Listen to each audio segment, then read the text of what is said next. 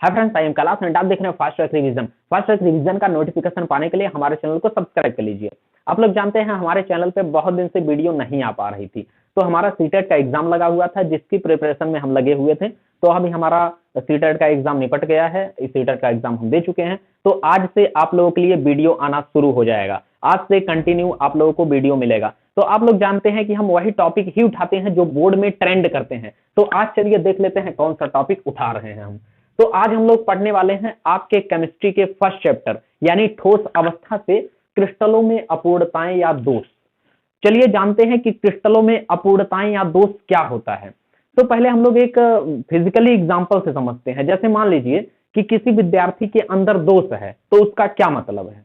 उसका सिंपल सा ये मतलब है कि वो अन्य विद्यार्थियों से विषम दिख रहा है। विषम दिखने का मतलब अलग दिख रहा है, तो यानी उसके अंदर क्या हो गया, एक दोष हो गया। ठीक है, जब हम समाज से अलग दिखने लगते हैं तो हमारे अंदर दोष उत्पन्न हो जाता है। सेम ऐसे ही अगर हम लोग बात करें क्रिस्टल में अपूर्णता या दोष क्या होती है, तो क्रिस्टल में अवयवी कण की त्रिविमीय संरचना में यदि कोई विषम दैशिकता उत्पन्न हो जाती है। हम लोग जानते हैं कि त्रिविमीय संरचना क्या होती है, जो परमाणुओं का अरेंजमेंट होता है, यानी परमाणु एक दूसरे के ऊपर या फिर एक दूसरे के दाएं बाएं लगे होते हैं। उस परमाणुओं के या फिर अवयवी कण तीन प्रकार का होता है। कौन कौन? अणु, परमाणु और आयन। ठीक है, यदि क्या हो क्रिस्टल के अवयवी कण की त्रिविमीय संरचना, यानी इसमें त्रिविमीय संरचना में क्या हो जाए, कोई विषम दैशिकता उत्पन्न हो जाए, यानी देखने में वो अलग प्रकार का दिखने लगे, तो उस प्रकार से हुए विषम दैशिकता को हम लोग क्या कहते हैं, क्रिस्टल में अपूर्णता या दोष कहते हैं। तो क्रिस्टल में अपूर्णता या दोष क्या होता है कि क्रिस्टल के अवयवी कण में क्या हो जाए, कोई विषम दैशिकता उत्पन्न हो जाए, यानी वो अलग प्रकार से दिखने लगे। ठीक है, तो आराम से आप लिख दीजिएगा। देखिए, क्रिस्टल में अपूर्णता या दोष जो होता है वो तीन प्रकार का होता है। कौन कौन होता है? पहला होता है बिंदु दोष, दूसरा होता है रेखा दोष और तीसरा होता है तल दोष। ठीक है, कितने प्रकार का होता है ठोस में अपूर्णता या दोष? तीन प्रकार का होता है, बिंदु दोष, रेखा दोष और तल दोष। चलिए जान लेते हैं कि बिंदु दोष क्या होता है। तो बिंदु दोष में एक परमाणु या आयन में केवल विषम दैशिकता उत्पन्न होती है। लिखेंगे कैसे कि यदि संपूर्ण क्रिस्टल में किसी एक परमाणु या आयन में विषम दैशिकता उत्पन्न होती है तो उस प्रकार के दोष को बिंदु दोष कहा जाता है। अब कहेंगे बिंदु दोष ही क्यों कहते हैं? तो देखिए, मान लीजिए ये पूरा क्रिस्टल है, इसमें यदि किसी एक परमाणु में विषम दैशिकता उत्पन्न होगा तो क्या ये बिंदु की तरह दिखेगा? इसीलिए यदि एक परमाणु या आयन में यदि विषम दैशिकता उत्पन्न होती है तो उसे क्या कह दिया जाता है, बिंदु दोष कह दिया जाता है। याद रखिएगा, तो बिंदु दोष जब पूरे क्रिस्टल में किसी एक परमाणु या आयन में विषम दैशिकता उत्पन्न होती है, और ऐसे आप चित्र बना देंगे आपको पूरा नंबर मिल जाएगा। ये 2 नंबर में कभी कभी केवल पूछ लेता है कि बिंदु दोष क्या होता है, इसके बारे में लिखिए। तो आप यहां से लिख सकते हैं और थोड़ा सा ये चित्र बना दीजिएगा। ठीक है, चलिए अब बात करते हैं हम लोग रेखा दोष की कि रेखा दोष क्या होता है। रेखा दोष का देखिए चित्र यहाँ पे हमने नीचे बना रखा है। तो रेखा दोष का देखिए यहाँ पे परिभाषा लिखा हुआ है कि क्रिस्टल के परमाणु की किसी एक पंक्ति में विषम दैशिकता यदि उत्पन्न हो जाए तो उस प्रकार के दोष को रेखा दोष कहा जाता है। अच्छा, आप ये बताइए रेखा कैसे बनता है? ऐसे पंक्ति में बनता है कि नहीं? रेखा ऐसे एक पंक्ति में बना देते हैं। तो यहाँ पर वही तो बात है कि यदि क्रिस्टल में क्या हो कि एक पूरी पंक्ति में जितने परमाणु हो वो अलग प्रकार के दिखने लगे, तो उस प्रकार के दोष को क्या कहा जाता है, रेखा दोष कहा जाता है। देखिए, ये पूरा क्रिस्टल यहाँ पर हमने बना रखा है, देख रहे होंगे। यहाँ पर अगर देखेंगे कि एक पूरे रेखा में पड़ने वाले जितने भी परमाणु हो उसमें क्या है, दोष उत्पन्न हो गया है, यानी विषम दिखने लगे हैं पूरे एक रेखा के परमाणु, तो उसको हम लोग कह देंगे क्या, रेखा दोष। बिंदु दोष यदि एक परमाणु में दोष उत्पन्न होता है। रेखा दोष कब होगा, जब क्रिस्टल में किसी एक पंक्ति में पड़ने वाले समस्त परमाणु विषम दैशिकता प्रदर्शित करने लगते हैं, तो उस प्रकार के दोष को रेखा दोष कहा जाता है। ठीक है, ऐसे ही चलिए देख लेते हैं कि तल दोष क्या होता है भैया। तो अगर तल दोष की बात करेंगे तो यहाँ पे देखिए लिखा हुआ है कि क्रिस्टल के किसी तल में विषम दैशिकता उत्पन्न हो जाए। यदि पूरे क्रिस्टल में, हम लोग जानते हैं क्रिस्टल कैसा होता है, क्रिस्टल घनाकार होता है जिसमें कितने तल होते हैं, तो भैया घन में कुल मिला के अगर देखा जाए तो 8 कोने होते हैं और 6 फलक होते हैं। कितने कोने होते हैं? 8 कोने और 6 फलक होते हैं। तो यदि क्या हो जाए कि जो हमारा क्रिस्टल है घनाकार, उस घनाकार क्रिस्टल में यदि एक पूरा तल विषम दिखने लगे, बाकी 5 तल जो रहे वो सेम दिखे, पर एक तल यदि विषम दिखने लगे तो उस प्रकार के दोष को तल दोष कहते हैं। देखिए नाम से ही सारी चीजें कंफर्म हो जाती हैं। एक बार रिवीजन कर लेते हैं। अपूर्णता या दोष कितने प्रकार की होती है? 3 प्रकार की। बिंदु दोष यानी किसी एक परमाणु में दोष दिखे तो बिंदु दोष। अगर हम लोग बात करें रेखा दोष की तो एक पूरी पंक्ति में यदि परमाणु विषम दिखे तो रेखा दोष।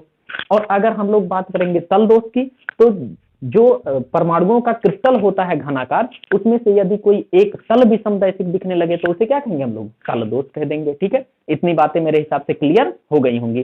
चलिए आगे देख लेते हैं। आगे बहुत बार हमने देखा है एग्जाम में ये क्वेश्चन ट्रेंड करता है कि बिंदु दोष कितने प्रकार का होता है। ठीक है, मतलब यही केवल नहीं पूछता है कि अपूर्णता या दोष कितने प्रकार का होता है, कभी कभी क्या होता है कि पूछ लेता है बिंदु दोष कितने प्रकार का होता है। तो फिर से जो है बिंदु दोष 2 प्रकार का होता है, एक तो साटकी दोष होता है, एक तो फ्रैंकल दोष होता है। ठीक है, बिंदु दोष 2 प्रकार का होता है, कौन कौन? साटकी दोष और फ्रैंकल दोष। ये बहुत एग्जाम में ट्रेंड करता है, साटकी दोष क्या होता है, फ्रैंकल दोष क्या होता है, तो इसको एकदम दिमाग में बैठा लेना है, गलती बिल्कुल नहीं करना है। और साटकी दोष और फ्रैंकल दोष जो दोनों दोष उत्पन्न होते हैं ना, वो किस किस प्रकार के क्रिस्टल में उत्पन्न होते हैं? तो वो आयनिक क्रिस्टल में उत्पन्न होते हैं। किसमें? आयनिक क्रिस्टल में। आयनिक ठोस में कह सकते हैं या आयनिक क्रिस्टल में कह सकते हैं। देखिए हमने ठोसों के प्रकार जब पढ़ाया था तो वहां पे हमने बताया था कि ठोस 2 प्रकार का होता है, क्रिस्टलीय और अक्रिस्टलीय। और फिर क्रिस्टलीय 4 प्रकार का फिर से होता है। तो उस 4 प्रकार में एक प्रकार का था कौन? आयनिक ठोस। तो ये साटकी दोष और फ्रैंकल दोष दोनों किस प्रकार के ठोस में पाए जाते हैं? केवल आयनिक ठोस में पाए जाते हैं। ये बात याद रखिएगा। ठीक है, ऑप्शनल में आपसे 1 नंबर का पूछ सकता है। चलिए देख लेते हैं सबसे पहले साटकी दोष क्या होता है। तो जैसा कि हमने बताया साटकी दोष आयनिक ठोस में पाया जाता है। साटकी दोष में होता क्या है कि जो आयनिक क्रिस्टल होता है उसमें एक ऋणायन के साथ एक धनायन भी अनुपस्थित रहता है। देखिए यहाँ पे यानी पॉजिटिव है तो Cl निगेटिव आएगा, यानी Cl निगेटिव यहाँ से अनुपस्थित रहेगा।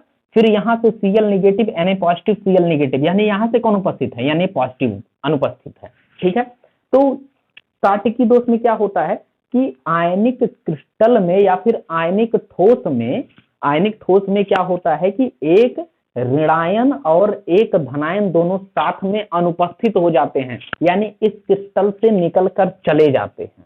ठीक है, तो उस प्रकार उत्पन्न हुए विषम दैशिकता को साटकी दोष कहते हैं। तो साटकी दोष में क्या हुआ एक्चुअली में कि एक ऋणायन और एक धनायन साथ में क्रिस्टल छोड़कर कहीं भाग गया। ठीक है, जब भाग जाएगा तो होगा क्या भैया? साटकी दोष में रिक्तिका उत्पन्न हो जाएगी। रिक्तिका यानी होता है खाली स्थान। अब यहाँ से Cl भाग गया, यहाँ से Na भाग गया, तो क्या खाली स्थान उत्पन्न होगा कि नहीं? बिल्कुल होगा। तो साटकी दोष में क्या उत्पन्न हो जाता है? रिक्तिका उत्पन्न हो जाती है, यानी खाली स्थान उत्पन्न हो जाता है। ठीक है, अगर हम लोग दूसरे पॉइंट की बात करें तो इसमें घनत्व में कमी आती है। घनत्व मतलब एक तरह से गाढ़ापन कह सकते हैं। तो अगर यहाँ पर भैया 2 कण निकल कर भाग गए, एक धनायन और एक ऋणायन साथ में साटकी दोष में, तो क्या होगा? उसके घनत्व में कमी तो आएगी ही आएगी, क्योंकि कणों की संख्या में कमी हो रही है। तो साटकी दोष में याद रखिएगा घनत्व में क्या आती है? कमी आती है। लेकिन साथ में विद्युत उदासीनता बनी रहती है। विद्युत उदासीनता का मतलब होता है कि धनायन और ऋणायन दोनों बराबर संख्या में हो।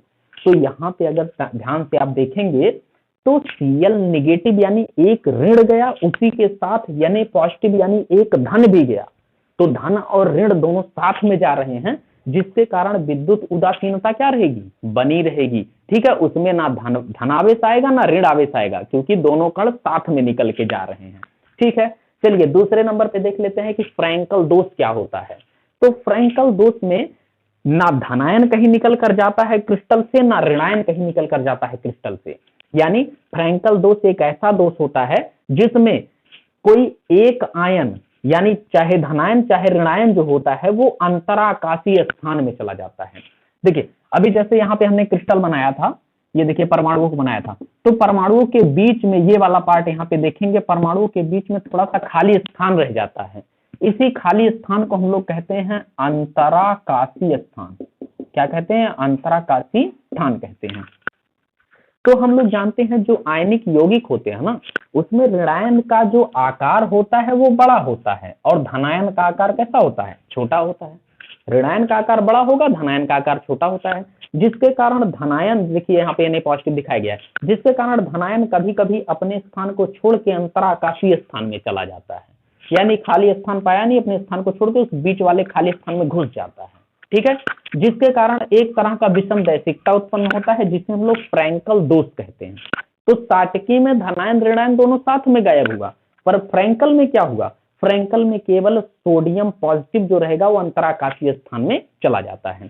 तो यहां से कोई भी कण बाहर निकलकर नहीं जाता है फ्रैंकल दोष में। ठीक है, इसलिए यहाँ पे देखो लिखा गया है पहला पॉइंट इसके फ्रैंकल दोष के संबंध में कि धनायन अंतराकाशीय स्थान में चला जाता है, पहला पॉइंट। दूसरा पॉइंट, रिक्तिका उत्पन्न नहीं होती है। रिक्तिका क्यों नहीं भैया उत्पन्न होती है, क्योंकि यहाँ पे कोई कण बाहर निकलकर थोड़ी ना जा रहा है, बस वही सोडियम कण ही तो वही अपने स्थान को छोड़ के अपना स्थान केवल ट्रांसफर कर रहा है ना, अपना स्थान चेंज कर रहा है, तो इसमें रिक्तिका उत्पन्न नहीं होती है। तीसरा पॉइंट क्या है कि घनत्व में कोई कमी नहीं आती है। देखिए घनत्व में कमी कब आएगी, जब कण निकलकर बाहर भाग जाएगा। तो यहाँ पर कण तो बाहर जा नहीं रहा है, वो तो खाली अंतराकाशीय स्थान में जा रहा है फ्रैंकल दोष में, तो इसलिए यहाँ घनत्व में कोई कमी नहीं आती है फ्रैंकल दोष में। ठीक है, आखिरी क्या है कि विद्युत उदासीनता बनी रहती है। यहां भी सेम प्रकार से है कि सोडियम पॉजिटिव ना ही बाहर जा रहा है, ना ही Cl नेगेटिव बाहर जा रहा है, तो यहाँ पे कणों की संख्या बराबर रहेगी, जिसके कारण विद्युत उदासीनता बनी रहेगी। ऐसे ही साटकी दोष में सोडियम के साथ क्लोरीन आयन गायब हो गया, जिसके कारण इसमें भी विद्युत उदासीनता बनी रहती है और इसमें भी विद्युत उदासीनता बनी रहती है। ठीक है, इतना ही आपको लिखना है ठोसों में अपूर्णताएं या दोष में, इससे ज्यादा कहीं से भी क्वेश्चन नहीं आता है। ठीक है, इतना ही आपको याद करके रखना है। तो आशा करते हैं ठोसों में अपूर्णताएं या दोष आप लोगों को तैयार हो गया होगा विधिवत तरीके से। तो अगर आपको वीडियो पसंद आया तो लाइक शेयर और सब्सक्राइब जरूर करें। मिलता है इसके नेक्स्ट वीडियो में, तब तक के लिए जय हिंद जय भारत।